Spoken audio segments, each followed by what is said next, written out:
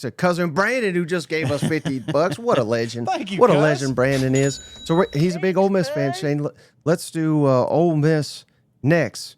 And here's their schedule. Again, if you're just listening back later, we got Georgia State at home. Please, for the love of God, SEC, quit scheduling this Georgia State at Kentucky, Arkansas at home, Tulane at home, LSU at home. A lot of home games. Loving this for Ole Miss. Then you get your bye.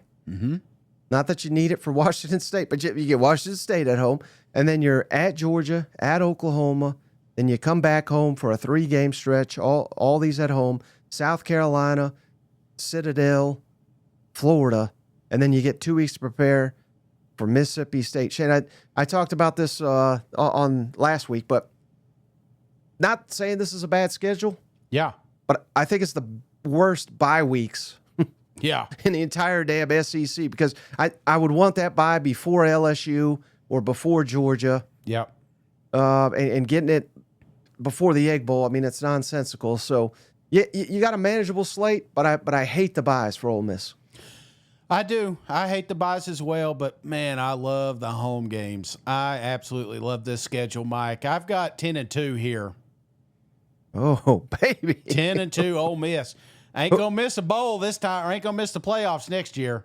Where are the losses? Well, Georgia, probably at Georgia. I had the Georgia, and then I kind of like. I know you're not supposed to do this, Mike, but the 0.5 deal. I like that with South Carolina and Florida Gators. Okay. Yeah, So you're giving them one a win, one a loss. If I had to pick, if I just had to pick one, give me shit. I'd probably take the Florida Gators. You know, like you said, the bye week's interesting. You got 1, 2, 3, 4, 5. This would be the 6th game. So give me the Gators, November 15th. Okay, I went 9-3 for Ole Miss. Okay.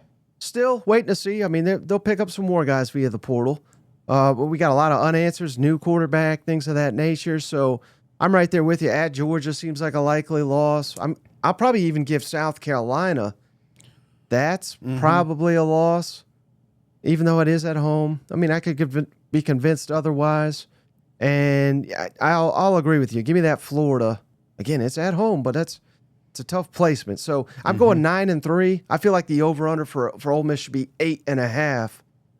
Yeah. Is that too low? No, too high? I think 8.5 is a good number here because I could convince you that LSU maybe that loss. You know, I could convince. Right. So I love the home game setup, and I tell you what, the schedule gods that have blessed a few of these teams these last 2 years, Ole Miss. I'm not saying this is their last window, but this may be the last shot they've got to easily get into the playoffs. And I'm not saying easily, but you know, let's look at it, Mike. You don't have Bama. You don't have Tennessee. You don't have Texas. There's some really good football teams that are good annually that you do not have on your schedule. I guarantee they're going to be placed on there the following season. So maybe this was the last dance.